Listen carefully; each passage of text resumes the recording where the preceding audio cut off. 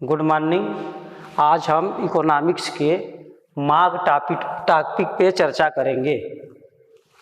वास्तव में मांग होती क्या है, मांग उत्पन्न कैसे होती है, इसके बारे में हम लोग देखेंगे। किसी वस्तु किसी चीज़ से यदि हमारे पास वो चीज़ न रहे, हमें आवश्यकता होती है, तो उस चीज़ की हम क्या करते हैं, मांग करते हैं। ऐसा नहीं है कि हमारे पास ये चीज़ नहीं, इसे पेन नहीं है, इसकी हम मांग करें तो हमें मांग हो जाएगी, ऐसी बात नहीं है। मांग करने के लिए, मांग पूरी होने के लिए 3 शर्त आवश्यक होती है। पहली क्या है, उस वस्तु को प्राप्त करने की आवश्यकता होनी चाहिए। उस वस्तु की आवश्यकता, पहला क्या है, उस वस्तु की आवश्यकता होनी चाहिए। दूसरा क्या होगा, वस्तु को प्राप्त करने का साधन होना चाहिए। क्या होना चाहिए, साधन। क्या होना चाहिए, साधन। ऐसा भी नहीं है कि 2 आवश्यकता हो गई और हमारे पास साधन हो गया, पैसा हो गया तो हम किसी वस्तु को खरीद लिए। ऐसा का संभव है क्या? ऐसा संभव नहीं है।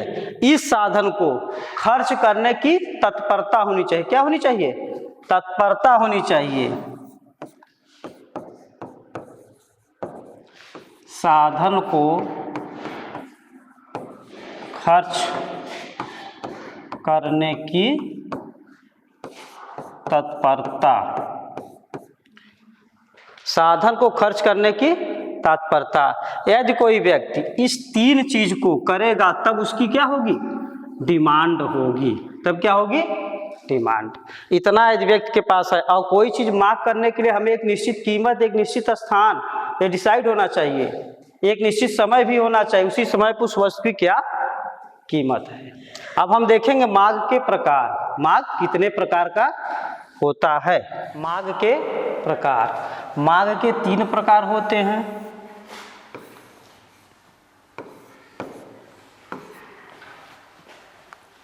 पहला है कीमत मांग, कीमत मांग। दूसरा है आय मांग और तीसरा है आड़ी मांग। आड़ी मांग। मांग के कितने प्रकार हैं, 3 प्रकार हैं। आय, कीमत मांग, आय मांग और आड़ी मांग। अब हम एक एक टॉपिक को देखेंगे। पहले हम देखते हैं कीमत मांग क्या होती है।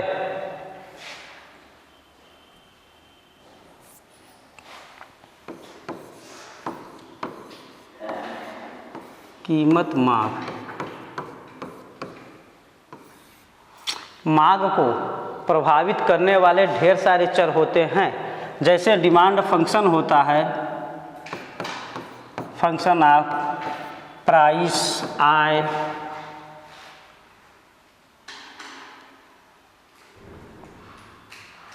फैशन, रुचि इत्यादि। ये क्या हैं, ये डिमांड को प्रभावित करने वाले चर होते हैं। तो कीमत मांग में हम अन्य चरों को स्थिर मान लेते हैं। किसको, ये सब जो हैं इनको हम स्थिर मान लेंगे। हम केवल एक चर को देखेंगे, डिमांड और प्राइस। किसको देखेंगे, डिमांड और प्राइस। अब इनके बीच संबंध को हम बताएंगे, दोनों के बीच कैसा संबंध पाया जाता है। क्योंकि आप लोग मार्केट में जाते हो, इस सबको दरकिनार कर दिया जाता है, केवल 2 चीज़ देखते हैं। आप लोग ये देखेंगे, अब डिमांड बराबर फंक्शन ऑफ पी, पी का मतलब हुआ प्राइस। जैसे जैसे किसी वस्तु की कीमत घटती है तो उसकी मांग क्या होती है, बढ़ जाती है। क्या होती है, उसकी मांग बढ़ जाती है। जब किसी वस्तु की कीमत घटेगी तो उसकी मांग बढ़ जाएगी। इसका मतलब क्या हुआ, कीमत और मांग में कैसा संबंध है, उल्टा विपरीत। कैसा है, उल्टा विपरीत। अब क्या करेंगे, इसमें हम अन्य चरों को स्थिर रख देंगे, अन्य चरों को स्थिर रख देंगे। अब हम देखेंगे डिमांड और प्राइस में क्या संबंध है।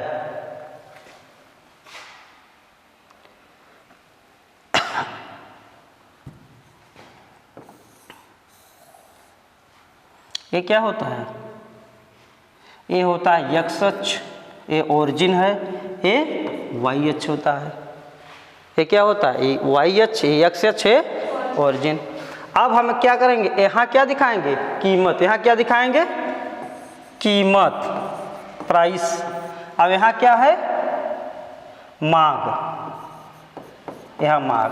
अब आरेख की सहायता से हम बताएंगे कीमत और मांग में कैसा संबंध है। एक प्रकार है कीमत मांग। इसका हम वक्र जो बनाएंगे बाएं से दाएं नीचे गिरता हुआ होगा। क्या होगा, बाएं से दाएं नीचे गिरता हुआ, बाएं से दाएं नीचे। ये डिमांड वक्र है। ये कौन सा वक्र है, डिमांड वक्र है। अब आप इसमें देखोगे किसी वस्तु को, जैसे आपसे बताएं, किसी वस्तु की जब प्राइस बढ़ती है तो मांग क्या होती है, कम हो जाती है। तो वैसे ही आप देख लीजिए, जब किसी वस्तु की कीमत P है तो उसकी मांग क्या है, यक्स है। उसकी मांग क्या है, जब किसी वस्तु की कीमत OP के बराबर है तो उसकी मांग OX के बराबर होगी। यदि अन्य चर को स्थिर रखते हुए किसी कारणवश यदि मांग में वृद्धि, कीमत में वृद्धि हो जाए तब मांग क्या हो जाएगी। यदि हम कीमत बढ़ा के P से P1 कर दें, P से P1 कर दे तो मांग ऑलरेडी X से X1 हो जाएगी, जो OX से OX1 हो जाएगी, जो OX से OX1 क्या है, कम है। यदि किसी कारण से मांग कीमत कम हो जाती है तो मांग क्या हो जाएगी, मांग बढ़ जाएगी। जब वस्तु की कीमत कम पड़ती होती है तो मांग क्या होता है, बढ़ जाता है। यही कीमत मांग संबंध दिखा रहा है कि मांग और कीमत में हमेशा विपरीत संबंध पाया जाता है, उल्टा संबंध पाया जाता है। अब हम आगे देखेंगे आय मांग। मांग के 3 प्रकार बताए थे, कीमत मांग, आय मांग और आड़ी मांग।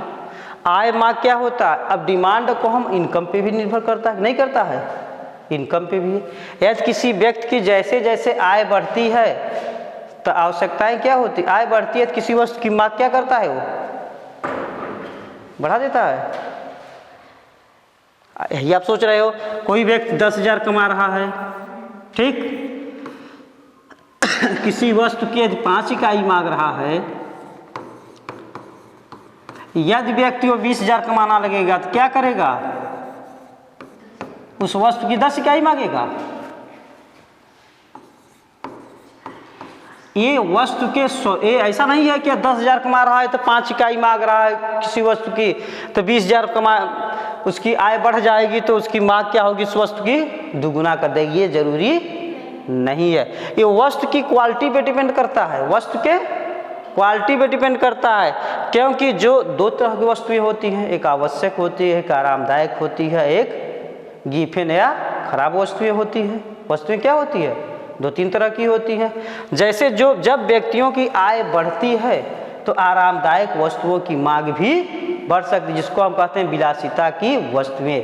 जैसे फ्रिज हुआ, ये सब किस में आते हैं, कार, और ये सब विलासिता की वस्तुएं में आती हैं। जब व्यक्ति की आय बढ़ती है तो विलासिता वस्तुओं की मांग बढ़ जाती है, और जब आय और गिफिन वस्तुएं या निकृष्ट वस्तुएं जो होती है उनकी मांग कम हो जाती है। ऐसा नहीं है कि हमारे लिए वो गिफिन वस्तु है तो दूसरे के लिए भी वो गिफिन होगा। यदि आप 10,000 कमा रहा है तो जौ की रोटी खा रहा है, तो 20,000 कमाएगा तो गेहूं की रोटी खाएगा, तो जौ की रोटी भी किसी के लिए आवश्यक होगी, लेकिन हमारे लिए क्या हो गई, वो गिफिन वस्तु हो गई, क्योंकि वो आय पे डिपेंड करता है। इसलिए आय वक्र जो होता है वो विलासिता वस्तु के लिए कुछ होती है और गिफिन वस्तु के लिए कुछ होती है। विलासिता वस्तु जो होती है उसका आय का जो संबंध होगा वो हमेशा क्या होगा, बाएं से दाएं ऊपर बढ़ता हुआ। ये किसमें होगा, विलासिता की वस्तुओं में। विलासिता जैसे जैसे आय दिखाएंगे, यहाँ हम डिमांड को दिखाएंगे। जैसे जैसे आय बढ़ती जाएगी वैसे वैसे विलासिता वस्तुओं की डिमांड भी क्या होती है, हमेशा बढ़ती जाती है। इनकम वक्र है। और जो निकृष्ट वस्तुएं होती है, या गिफेन वस्तुएं होती है उसका आय वक्र हमेशा बाएं से दाएं नीचे घूरता हुआ होगा। इसमें क्या होगा, जैसे जैसे आय बढ़ेगी वैसे वैसे इस वस्तु की मांग कम होती जाएगी। यहाँ आय है, यहाँ डिमांड है, दोनों में अंतर है, गिफेन वस्तु और विलासिता वस्तु। लग्जरी जिसको कहते हैं, लग्जरी में ही होता पैसा ज़्यादा होगा ज़्यादा लोगे, कम होगा तो कम करोगे। अब अंत एक और क्या है, आड़ी मांग। आड़ी मांग, आड़ी मांग क्या होता है, एक वस्तु के कीमत में परिवर्तन होने से दूसरे वस्तु के मांग में जो परिवर्तन होता है वही क्या होता है, आड़ी मांग। एक वस्तु की कीमत में परिवर्तन होने से दूसरे वस्तु की मांग में परिवर्तन होता है। इसमें दो तरह के होते हैं, पूरक और स्थानापन्न वस्तुएं। कौन कौन सी होती है, पूरक और स्थानापन्न वस्तुएं। पूरक वस्तुएं क्या होती है, पूरक और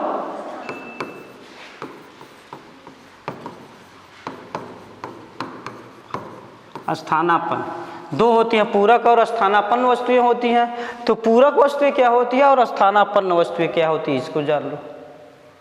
आड़ी मांग में दो होते हैं, एक वस्तु के क्या बताएं, एक वस्तु की कीमत में परिवर्तन होने से दूसरे वस्तु के मांग में परिवर्तित हो जाती है।